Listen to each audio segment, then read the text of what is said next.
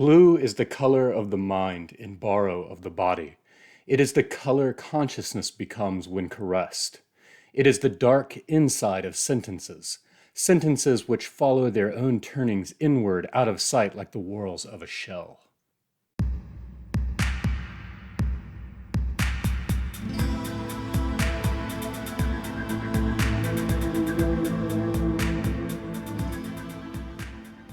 Hey everybody, thank you for watching Leaf by Leaf. Today I'm excited to do a little bit of like a themed video on blue. Blue as a concept, blue as a color, blue as a feeling, blue as a divine force. We're going to look at three different literary approaches to the theme of blue. First off, William Gass on Being Blue from the mid-1970s. Then from the mid-1990s, we're going to look at Alexander Theroux in his book Primary Colors, Blue. And finally, in 2009, we're going to look at Bluets or Bluet by Maggie Nelson. Three different supremely rich and literary approaches to the theme of blue. This is by NYRB, who, they continue to bring us these great texts. This is On Being Blue, a philosophical inquiry by William Gass. For William Gass, it will be no surprise to people familiar with Gass that he takes a very linguistic approach. At the center of it all is the notion of enrichment of language. In fact, he talks about how his main thesis is that many blue words, as he calls this certain class of words, many blue words have become impoverished because they're not loved enough. Gass wants us to fall in love with words and to see their worth and to use them, not merely mention or utter them. He talks about some of these words are simply uttered and some are mentioned, but he wants them to be used and to be loved and caressed, as he talks about in my little opening excerpt. There is lots of overlap with Theroux's essay, which will come about 2 decades later. Certainly Theroux was knew of Gass's essay. Nonetheless, they, as well as Maggie Nelson, they all cite Kandinsky, the spiritual in the realm of art. Kandinsky gives us this great treatise on synesthesia, the smell of a color, feel of a color. Gass, however, compared to Theroux, is much more literary. He's much more poetic. He does have these short little blasts of lists of blue objects, but these simply adorn the typical Gassian prose, which just riffs like jazz and is so pleasing to the ear and to read aloud. The use of language like a lover, not the language of love, but the love of language, not matter, but meaning. Not what the tongue touches, but what it forms. Language is at the core of everything for Gass. But he's not just simply encyclopedically riffing on the color blue. He also has these central theses, one of which he's approaching sexual material in literature as blue material, and he's also approaching everyday derogatory language as blue language and showing how they've become impoverished. And one of the most interesting things is how he pits these different pieces of literature together and shows how they've approached sexual scenes. And he uses John Barth and Henry Miller and all kinds of different pieces, but he's showing how it is really a sticky area with brambles and thorns, and only a master of his or her craft can do this well. He shows just how easy it is when trying to depict the sexual on the page, how it can just fall very flat and take away from the literary value. And he does such a great job of giving us, of exemplifying through metaphor and through having us go with him as a wraith-like figure into his neighbor's house and show why this is, and why Barth, for example, triumphs over some others in the sotweed factor. One thing that's interesting is that I may also have subconsciously gotten the idea for the name of this channel, Leaf by Leaf, from the first time I read this. I think I first read this in 2016, which was a couple of years before I started, well, a few years before I started the channel. And recently, author George Salas pointed this out to me because he recently read this. On page 6, Gass is quoting from Swinburne's A Pilgrimage of Pleasure, and it says, "Let fall the rose that droops in her hand, dropping leaf by leaf like tears." There's an allusion to Frederick Rolfe's novel. It says, "Alone, not alone is love the desire and pursuit of the whole." What is form in any case but a bumbershoot held up against the absence of all cloud? And I didn't know, but bumbershoot is an umbrella. Again, ever the philosopher about form and style. Gass gets a lot about how he conceives form in literature. One thing I thought was an interesting connection at the close of the first part of this essay, it says, "That makes 16 separate thoughts I hope to wind my quink-stained mouth around." Quink is a type of ink for a fountain pen. It stands for quick ink, and it also happens to be the name of the magazine that Eugene Eyestones works for in his novel Laura Warholic. An author is responsible for everything that appears in his books. If he claims that reality requires his depiction of the sexual, in addition to having a misguided aesthetic, he is a liar, since we shall surely see how few of his precious passages are devoted to chewing cabbage, hand-washing, sneezing, sitting on the stool, blah, blah, blah. Furthermore, the sexual in most works disrupts the form. So this takes the bulk of his inquiry to sum up the daunting aspect of taking on the sexual in literature. He says, "Not an enterprise for amateurs. Even the best are betrayed." I love this. "The dictionary is as disturbing as the world, full of teasing parallels and misleading coincidence." This is a good one. "We fear to seem a prude, but we fear also the loss of revenues." And that gets at the double bind of a commercial and capitalist marketing culture we find ourselves immersed in, where on the one hand, we all know and see that sex sells, but at the same time, that line is very thin where we go into the off limits or the obscene. Of course, Henry James for Gass is the master writer. If any of us were as well taken care of as the sentences of Henry James, we'd never long for another, never wander away. Where else would we receive such constant attention, our thoughts anticipated, our feelings understood? Of course, with a mind so full of the humanities and the arts, he doesn't just stop at literature. He goes on to painting. He says, "Seldom was blue for blue's sake present, till Pollock hurled pigment at his canvas like pies." Notice too, just the sentence within this essay is just so pleasing to the ear. And then Gass always has this knack for coming up with such an interesting way of expressing what he's looking at with just an ordinary object, such as this. "There is a swim of blue in the toothbrush glass." This is the one where we get his famous notion that sentences are containers of consciousness. And so to call a sentence a container of consciousness shows how important each sentence is to Gass. And this is just a shrine to language and to making sure we don't let language become impoverished.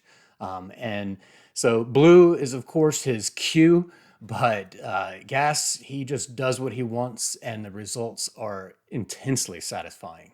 In 1994, Theroux would publish The Primary Colors. Blue is the opener. This is, of course, part of the Therouvian canon that Stephen Moore doesn't really care for. If you read Alexander Theroux, a fan's notes from Zero Gram Press, you'll see what I mean. But Steve doesn't like this because he knows what Theroux is really capable of with books such as Three Wogs and Darkenville's Cat. For Moore, he refers to trivia books as the most inconsequential of all the literary genres. I'm a little different in that I love trivia books. I love those like toilet books or bathroom books or whatever. My Ken Jennings Trivia Almanac, I love thumbing through that.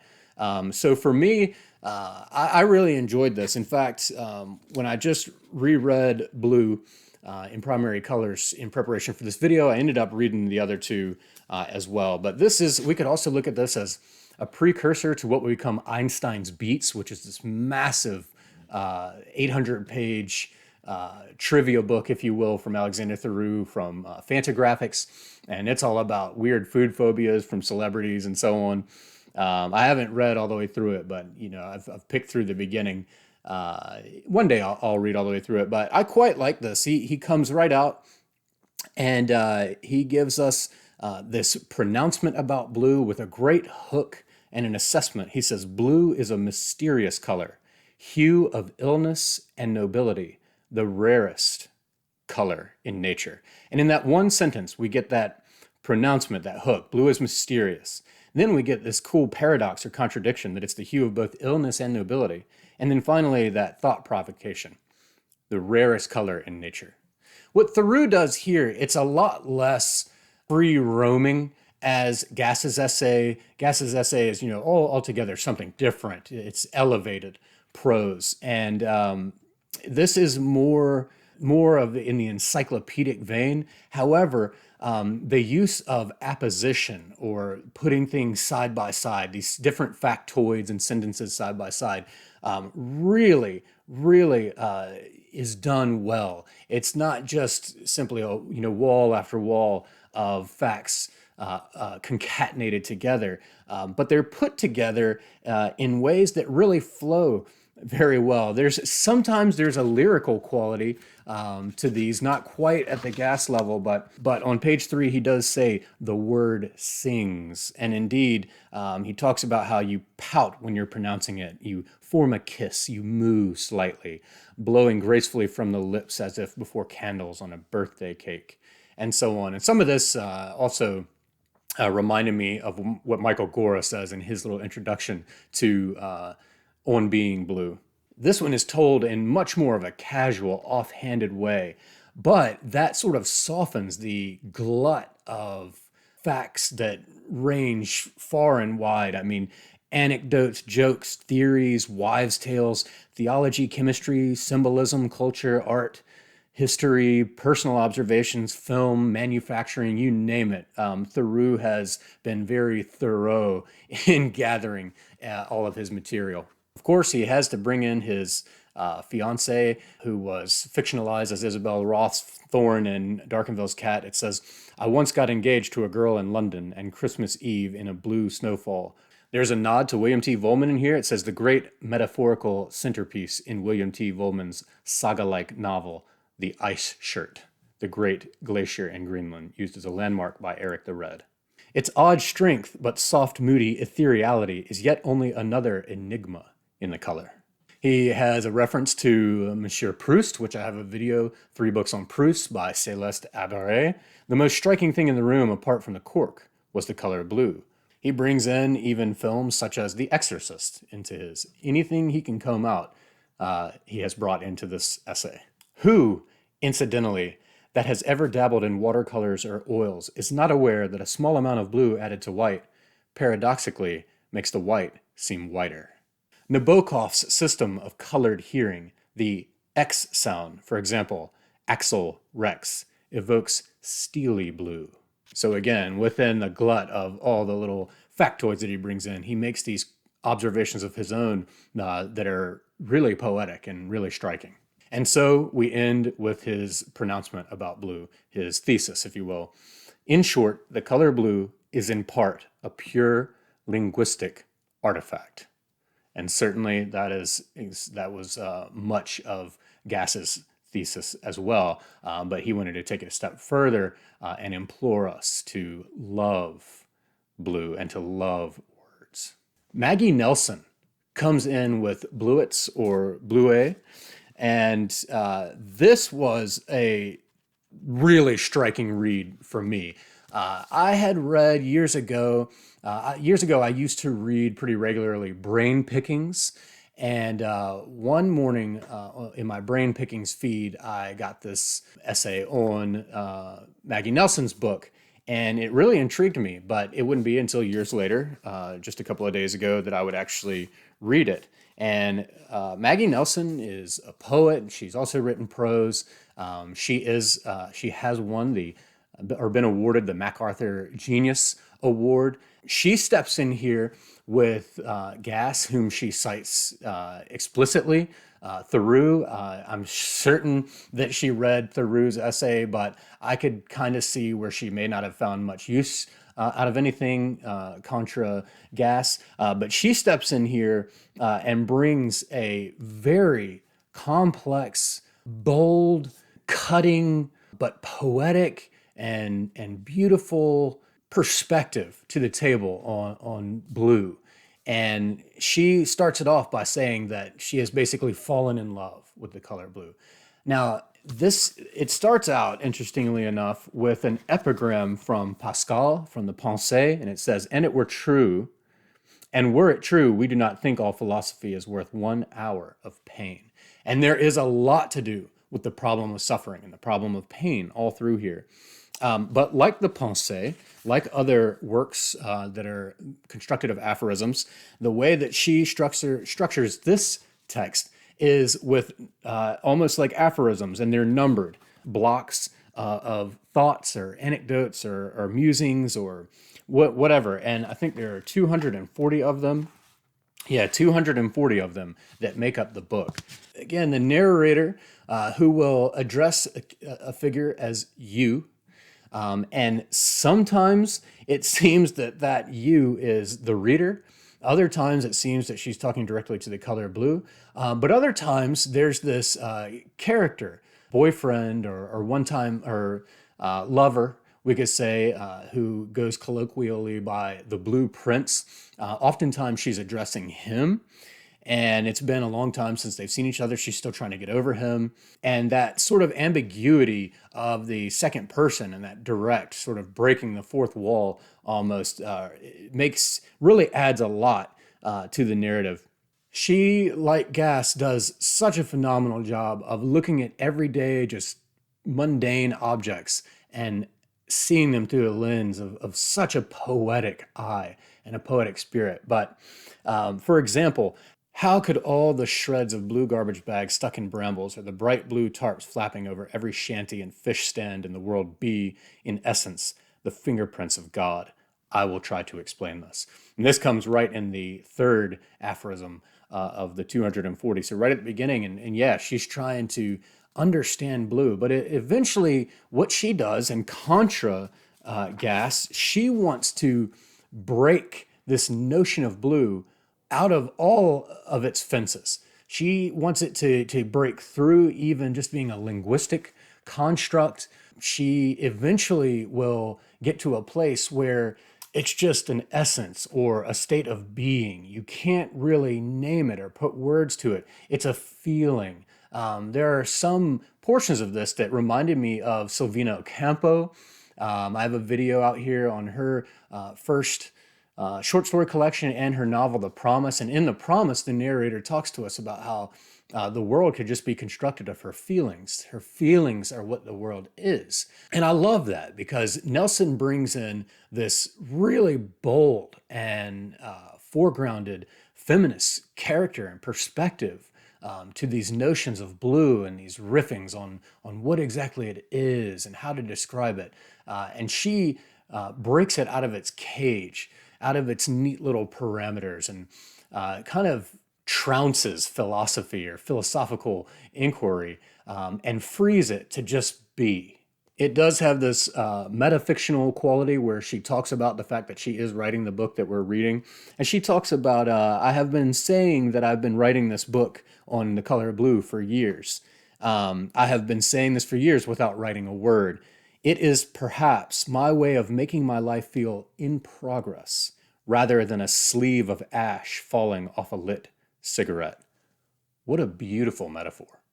It was a smear of the quotidian, a bright blue flake amidst all the dank providence. She says that Gass, after asserting that the blue we want from life is in fact found only in fiction, he counsels the writer to give up the blue things of this world in favor of the words which say them. She says this is Puritanism, not Eros. Another theme that's in this book is where measurement or scientific precision, while interesting, does nothing for her to describe or touch at beauty. And in fact, one of the things she's trying to do is break free of measurements. Toward the very end, for example, she'll say, in any case, I am no longer counting the days. Like gas, she also alludes to Samuel Beckett. She says, if you are in love with blue, you fill your pouch with stones good for sucking and head down to the river. I've always struggled with Gertrude Stein, and Maggie Nelson brings a great approach to Stein, specifically to Tender Buttons. She says, Stein is worried about hurting colors. Gass, Theroux, Nelson, all very gifted intellectuals and all very gifted writers, doing three different voices and flavors and perspectives on the notion or the theme of blue. Each of these texts is very short, and reading them in chronological order, Gass, Theroux, and Nelson, was a very enlightening and pleasurable experience. And I hope that you'll check out all or some of these books. They are different from reading a work of fiction or your typical essay. It's just a new flavor and really opens your eyes about what can be done with language and thought through the lens of blue.